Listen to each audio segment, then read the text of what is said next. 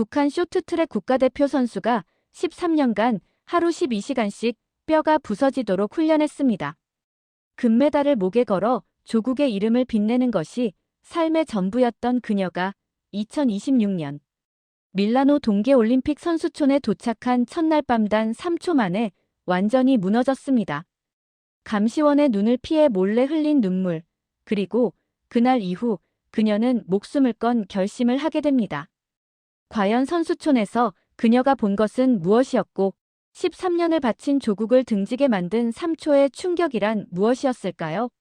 지금부터 그 이야기를 들려드리겠습니다. 이 영상이 도움이 되셨다면 구독과 좋아요 부탁드립니다. 여러분의 관심이 더 많은 탈북민들의 진실된 이야기를 전할 수 있는 힘이 됩니다. 그 모든 것은 평양 빙상훈련관의 새벽 4시 종소리에서 시작되었습니다. 여러분, 저는 조선민주주의인민공화국의 쇼트트랙 국가대표 선수였습니다. 이름은 리수련, 32살입니다. 지금은 대한민국 서울에서 살고 있지만 불과 몇 달 전까지만 해도 저는 평양 만경대 구역에서 조국의 체육전사로 살았습니다. 어린 시절부터 저는 빙판 위에서 자랐습니다. 아버지가 체육성 간부셨거든요.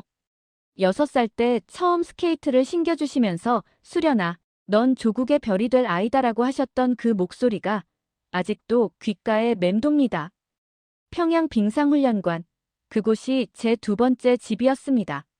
새벽 4시에 일어나 밤 10시까지 하루 12시간을 얼음 위에서 보냈습니다.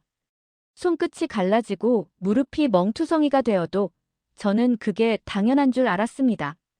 2013년에 국가대표가 됐을 때 어머니가 옥수수 떡을 해주셨습니다. 배급으로 받은 옥수수 가루에 설탕 한 숟갈 넣은 게 전부였지만 그게 세상에서 가장 맛있는 축하 잔치였습니다. 아버지는 우리 수련이가 조국의 이름을 빛낼 거다라고 하시며 눈시울을 붉히셨고요. 국가대표라고 해서 특별한 건 아니었습니다. 훈련복은 중국산 헌옷을 수선한 거였고 스케이트 날은 몇 년째 같은 걸 갈아 쓰고 있었습니다. 그래도 일반 주민들보다는 나은 편이었지요. 적어도 하루 3끼는 먹을 수 있었으니까요. 훈련관 밖으로 나가면 장마당에서 국수 한 그릇에 허기를 달래는 사람들이 줄을 서 있었는데 그때는 그게 왜 그런지 깊이 생각하지 않았습니다. 2018년 남편 동일이를 만났습니다. 빙상 코치였는데 무뚝뚝하지만 따뜻한 사람이었어요. 2019년에 딸 은별이가 태어났을 때 동일이가 훈련관 창고에서 몰래 사과 한 알을 구해왔습니다. 그 사과 하나를 셋이 나눠 먹으며 저는 이보다 더 행복할 수 없다고 생각했습니다. 그때 저는 체제를 의심하지 않았습니다. 위대한 수령님의 품 안에서 조국을 위해 달리는 것, 그것이 제 삶의 전부라고 믿었습니다.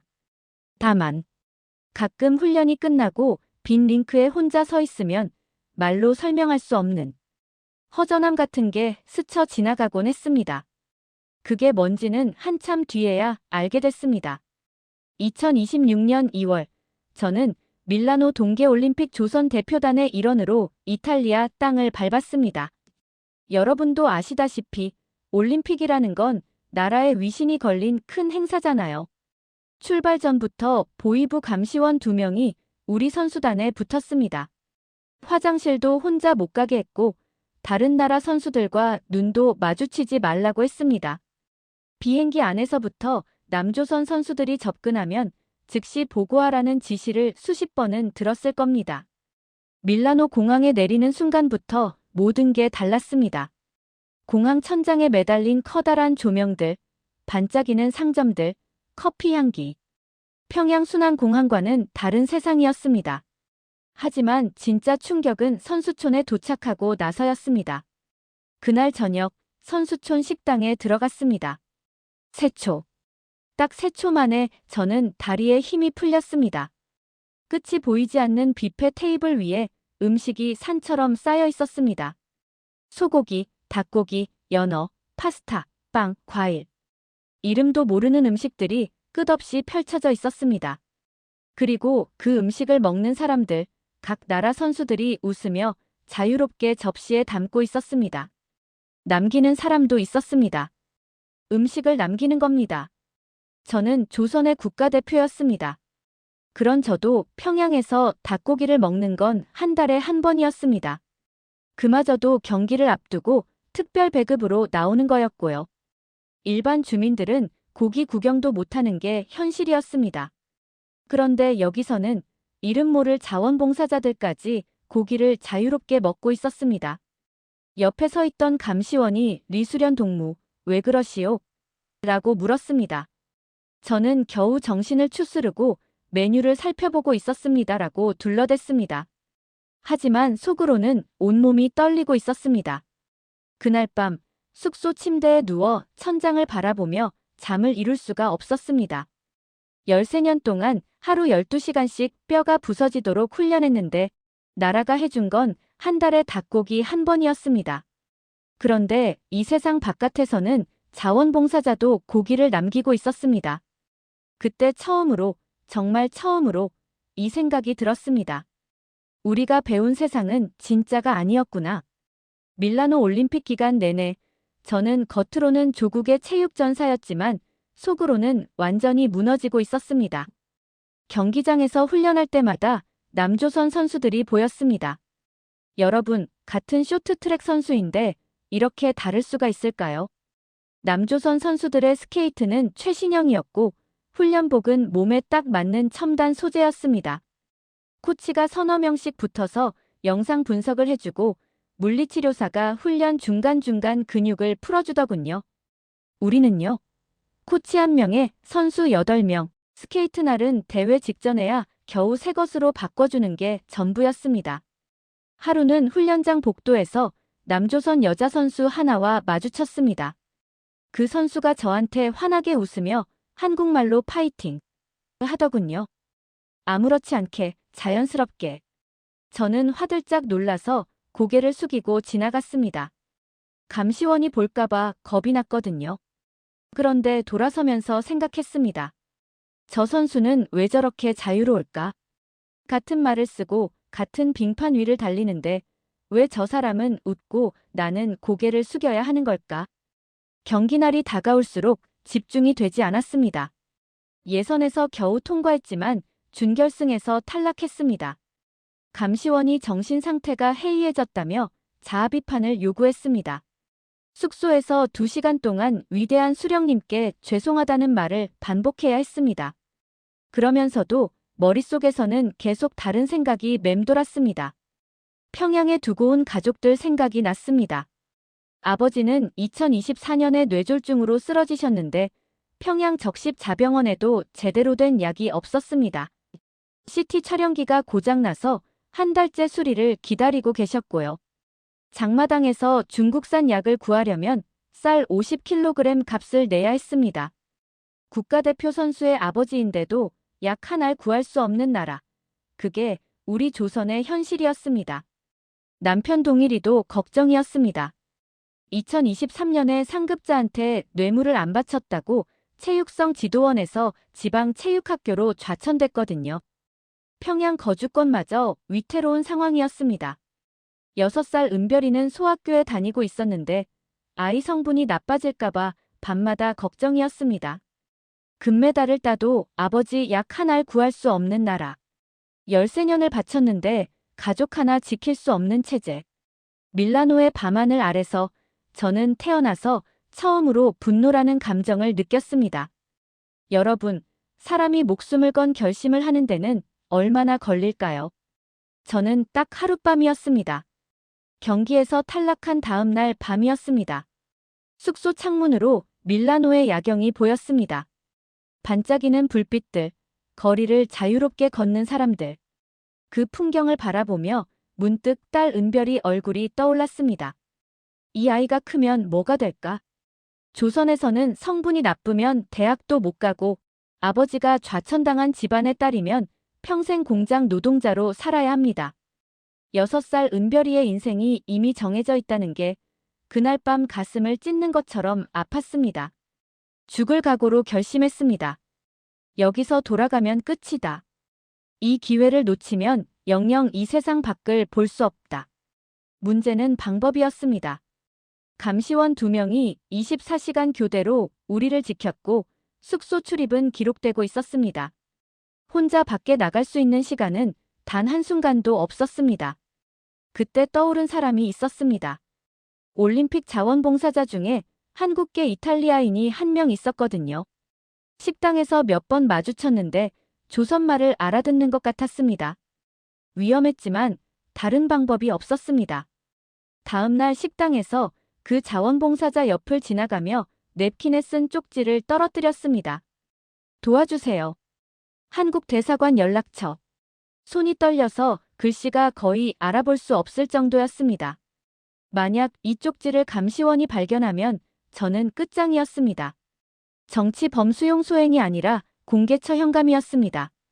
하루가 1년처럼 느껴지는 기다림 끝에 그 자원봉사자가 식당 트레이 밑에 작은 종이를 끼워 넣어줬습니다. 한국 대사관 긴급 연락처와 도울 수 있다는 한마디.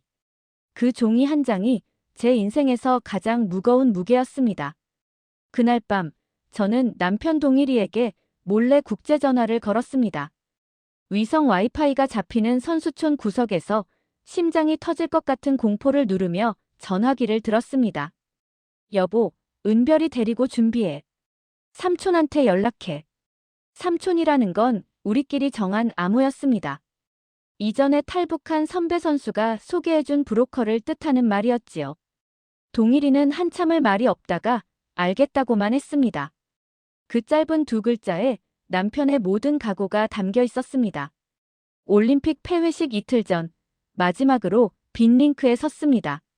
새벽 훈련 시간보다 일찍 나가 혼자 빙판 위를 천천히 돌았습니다. 13년 동안 제 전부였던 얼음이 이제 이 링크를 다시 밟을 수 있을지 없을지 알 수 없었습니다. 눈물이 스케이트 위로 떨어졌습니다. 하늘에 계신 할아버지 할머니한테 빌었습니다. 제발 우리 가족을 지켜주세요. 2026년 2월 19일 올림픽 폐회식 하루 전날이었습니다. 그날이 제 인생에서 가장 긴 하루였습니다. 계획은 이랬습니다. 저녁 식사 후 숙소로 돌아가는 길에 화장실을 핑계로 감시원과 잠깐 떨어지는 겁니다. 선수촌 화장실에서 자원봉사자가 준비해둔 옷으로 갈아입고 자원봉사자 출입구로 빠져나가는 거였습니다. 단 3분. 3분 안에 모든 걸 끝내야 했습니다. 저녁을 먹는 동안 밥이 목구멍으로 넘어가지 않았습니다. 감시원이 리수련 동무 안색이 안 좋소라고 했을 때 오히려 기회가 왔다고 생각했습니다. 배가 좀 아픕니다. 화장실 좀 다녀오겠습니다. 감시원이 따라오려 했지만 여자 화장실까지 따라오시겠습니까? 라고 하니 멈칫하더군요. 그 틈을 놓치지 않았습니다. 화장실에 들어가자마자 손이 미친 듯이 떨렸습니다. 준비된 자원봉사자 조끼와 모자를 꺼내 입었습니다. 거울에 비친 제 얼굴이 하얗게 질려 있었습니다. 심장이 귀까지 올라온 것 같았습니다. 3분. 아니, 2분도 안 됐을 겁니다. 화장실을 나와 자원봉사자 통로로 걸었습니다. 고개를 숙이고 최대한 자연스럽게. 쇼트트랙에서 단련한 심장이 이때만큼은 도움이 됐습니다. 극도의 긴장 속에서도 몸을 움직이는 법을 알고 있었으니까요. 통로 끝에 그 한국계 자원봉사자가 서 있었습니다. 눈이 마주치자 고개를 살짝 끄덕이더니 앞장서서 걸었습니다. 선수촌 후문을 나가는 순간 뒤에서 조선 대표단 쪽이 소란스러운 게 느껴졌습니다. 감시원이 제가 없어진 걸 눈치챈 겁니다. 달렸습니다. 밀라노의 2월 밤바람이 얼굴을 때렸지만 느낄 겨를이 없었습니다. 빙판 위에서 그렇게 수천 번을 달렸는데 그날 밤 아스팔트 위를 달리는 게 인생에서 가장 빠른 질주였습니다. 미리 대기하고 있던 승용차에 올라타는 순간 운전석에서 한국말이 들려왔습니다. 리수련 씨, 괜찮습니다. 한국 대사관에서 나왔습니다. 이제 안전합니다. 그 말을 듣는 순간 참고 있던 눈물이 터졌습니다. 소리 없이 주먹으로 입을 막고 울었습니다. 차가 밀라노 시내를 빠져나가는 동안 저는 뒷좌석에서 기도만 했습니다. 지금 이 시각 평양에서는 동일이가 은별이를 데리고 두만강으로 향하고 있을 터였습니다. 영하 20도의 겨울밤, 6살 아이 손을 잡고 얼어붙은 강을 건너야 하는 남편. 그 생각에 온몸이 찢어지는 것 같았습니다. 제발, 제발 무사히. 밀라노 외곽의 어느 안전가옥. 한국 대사관 직원분이 마련해 주신 그 작은 아파트에서 저는 세상에서 가장 긴 기다림을 시작했습니다. 여러분, 자유를 얻었다고 기뻐할 수 있었을까요? 아닙니다. 저 혼자만 안전한 곳에 있고 남편과 6살 딸아이는 지금 이 순간 목숨을 걸고 국경을 넘고 있다는 사실이 저를 미치게 했습니다. 대사관 직원분이 브로커와 연락이 닿았다. 남편분과 따님이 두만강을 건넜다는 소식이 왔다고 전해주신 게 사흘 뒤였습니다. 살았구나. 그 한마디에 바닥에 주저앉아 울었습니다. 하지만 안심하기엔 일렀습니다. 중국 공안의 단속이 워낙 심해서 잡히면 바로 북송이었거든요. 북송되면 정치 범수용 소행입니다. 국가대표 선수의 가족이 탈북했다. 그건 총살감이었습니다. 이탈리아에서의 나날은 감옥이나 다름없었습니다. 밖에 나갈 수 없었고 조선 대표단이 저를 찾고 있다는 소식이 들려왔습니다. 대사관 직원분이 외교 문제가 될 수 있으니 조심해야 한다고 하셨습니다. 하루 종일 작은 방 안에서 창밖만 바라보며 전화가 울리기만을 기다렸습니다. 그 기다림 속에서 가장 힘들었던 건 어머니 생각이었습니다. 평양에 계신 어머니, 병원 중이신 아버지. 저 때문에 무슨 일을 당하고 계실까? 조선에서는 탈북자, 가족을 가만두지 않습니다. 여러분도 들어보셨을 겁니다. 연좌제라는 거. 한 사람이 도망치면 3대가 벌을 받는 겁니다. 어머니 얼굴이 떠오를 때마다 숨을 쉴 수가 없었습니다. 이 주일이 지났을 때 또 소식이 왔습니다. 동일이와 은별이가 중국 연변에서 조선족 할머니 댁에 숨어 있다고 했습니다. 그 조선족 할머니가 같은 핏줄이라며 방 한 칸을 내어주셨다더군요. 은별이한테 따뜻한 국밥을 끓여주셨다고.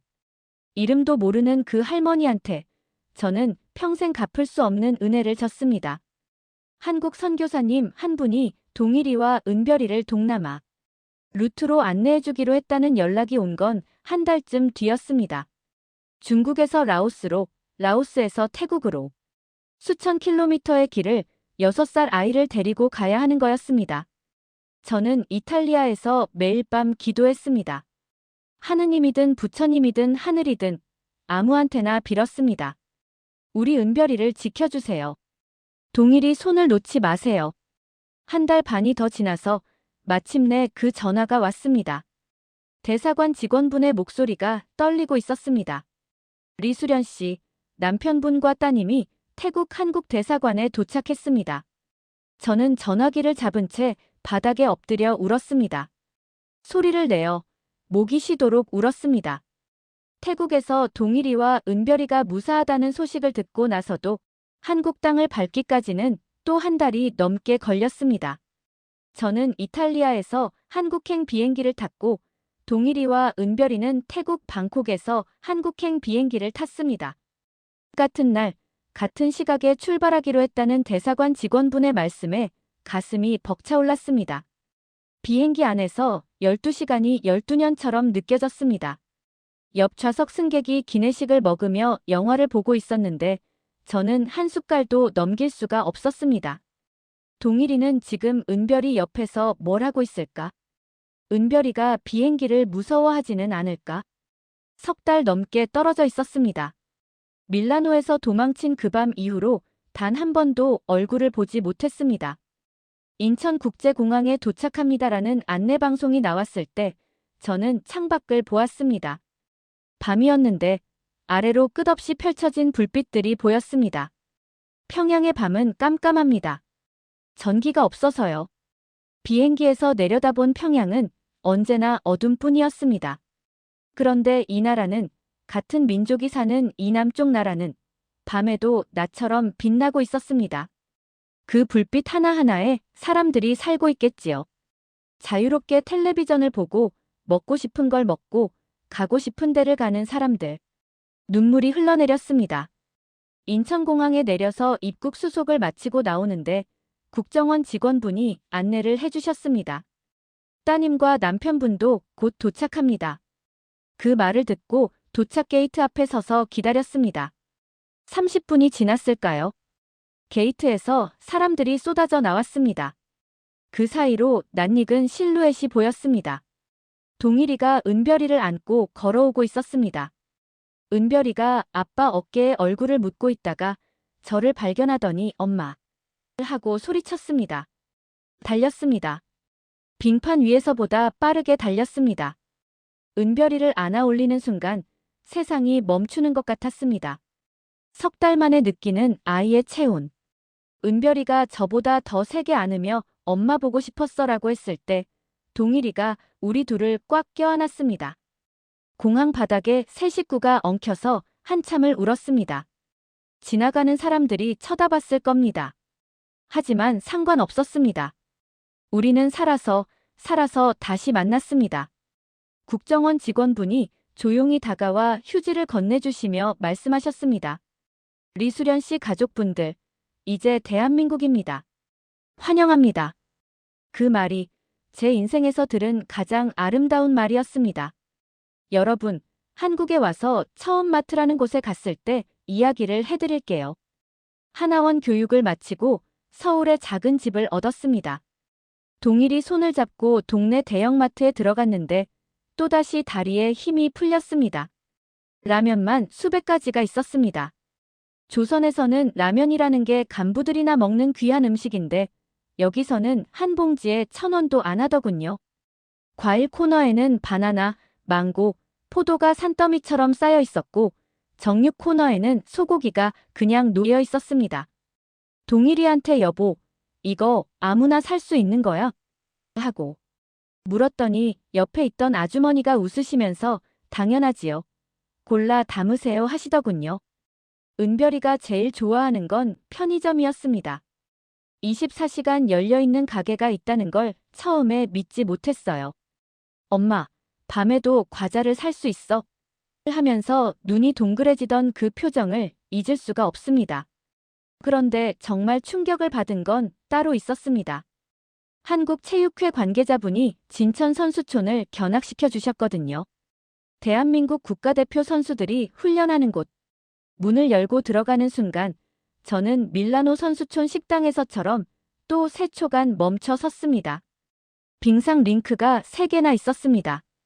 조선에는 평양에 하나뿐이었는데 여기는 훈련용, 시합용, 회복용으로 3개가 따로 있었습니다. 첨단 장비로 가득한 체력 단련실, 선수 전용 식당에는 영양사가 관리하는 식단이 매일 바뀌었습니다. 스케이트는 선수 한 명당 여러 켤레, 날도 수시로 교체한다고 했습니다. 13년 동안 제가 목숨처럼 아꼈던 낡은 스케이트 한 켤레. 갈아 쓰고 또 갈아 쓰던 그날. 여기서는 그게 소모품이었습니다. 같은 쇼트트랙인데 같은 얼음 위를 달리는 건데 이렇게까지 다를 수 있다는 게 믿기지 않았습니다. 안내해 주시던 분이 혹시 다시 스케이트를 타고 싶으신 생각은 없으세요? 하고 물으셨습니다. 저는 한참을 빈 링크를 바라보다가 대답했습니다. 네, 하지만 이번에는 제가 원해서 타고 싶습니다. 지금 저는 서울에서 아이들에게 스케이트를 가르치고 있습니다. 은별이도 한국 학교에 잘 적응하고 있고요. 엄마, 한국 학교는 체육 시간이 재밌어. 하고 싶은 운동을 골라서 할 수 있어. 하는 아이의 말에 매번 울컥합니다. 밤마다 북에 두고 온 어머니 생각을 합니다. 아버지는 약이 없어서 어떻게 되셨을지, 어머니는 혼자서 어떻게 버티고 계실지, 제 때문에 가족들이 고통받고 있을 거라는 생각에 잠을 이루지 못하는 밤이 아직도 많습니다. 하지만 저는 믿습니다. 언젠가 통일이 되는 날이 올 거라고. 그날이 오면 어머니 손을 잡고 진천 선수촌에 함께 가고 싶습니다. 이 넓은 링크를 보여드리고 싶습니다. 어머니, 딸이 이제 자유롭게 얼음 위를 달리고 있습니다라고 말씀드리고 싶습니다. 여러분, 우리는 같은 민족입니다. 두만강 하나를 사이에 두고 이렇게 다른 세상을 살고 있다는 게 그게 가장 슬픈 일입니다. 남과 북의 선수들이 같은 링크 위에서 같은 유니폼을 입고 함께 달리는 그날을 꿈꿉니다. 그날이 올 때까지 저는 여기서 포기하지 않겠습니다.